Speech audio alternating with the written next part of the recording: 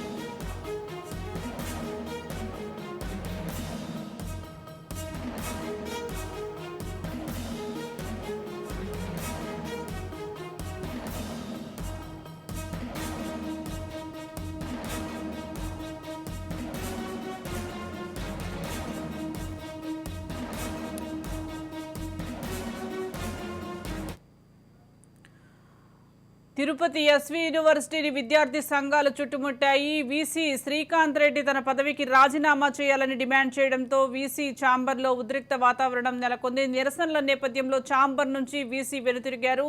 VC కోట్లాది రూపాయలు అవినీతికి పాల్పడ్డాడని విద్యార్థి సంఘాలు ఆరోపిస్తున్నాయి.